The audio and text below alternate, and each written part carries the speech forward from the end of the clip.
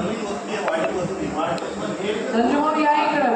या वस्तीमध्ये प्रामुख्याने दलित वस्ती आहे, सर्वसामान्य वस्ती आहे आणि अल्पसंख्याक वस्तीचा समावेश आहे. तर यासाठी या वस्तीमध्ये नवीन कोड मिळाले म्हणून जवळपास 1 वर्षापूर्वी यांना पूर्ण प्रस्ताव दिलेला आहे. वाढीव कोड जवळपास 8 कोड आम्हाला हवे आहेत. ग्रामपंचायतीचा ठराव दिला, नकाशा तयार करून दिला, त्यांनी इस्टिमेट पण तयार केलेला आहे. परंतु अद्यापपर्यंत त्यावर कुठलीही प्रकारची कार्यवाही संबंधित डिपार्टमेंट करून झालेली. वाढीव कोड जवळपास 8 कोड आम्ही मागितलेल्या गावाकडे सगळी वाढीव होती. त्याचप्रमाणे वाकोडा चिखलेश्वरमध्ये बुद्ध विहारासाठी म्हणजे संविधान भवनासाठी आम्ही जागा मागितली आहे.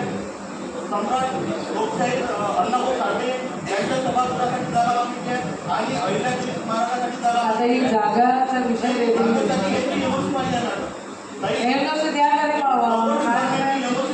त्यांना तहसीलदारांनी 8/1/2024 पत्र दिलं, परंतु अद्यापपर्यंत डिपार्टमेंटने आम्हाला युनिव्हर्सिटी दिली. त्यामुळे त्या तो निधी आम्हाला उपलब्ध करता येत नाही.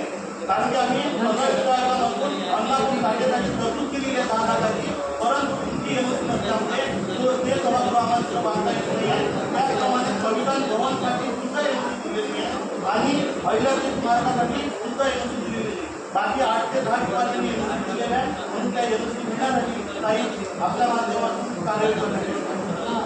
त्याचप्रमाणे बेटा हे दोन्ही तिन्ही गोष्टीच्या मला पत्र पण देतो, कारण माझंही पत्र त्यांना जातं. ते अचलपूरमध्ये येतं थोडा, तर ते आता साहेब फोन लावतात त्यांना, ते होऊन जाईल.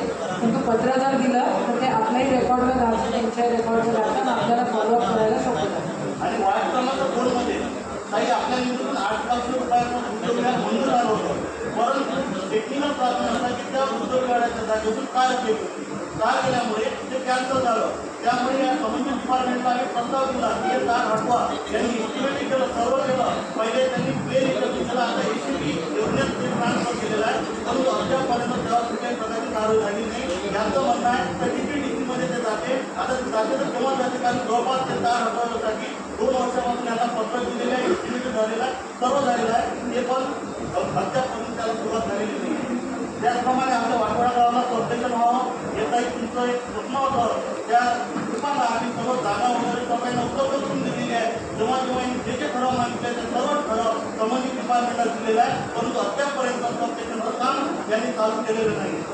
पण एवढ्यामध्ये 4 समस्या होत्या. काही धन्यवाद. या 4 समस्यांचं निराकरण व्हावे हीच विनंती आहे.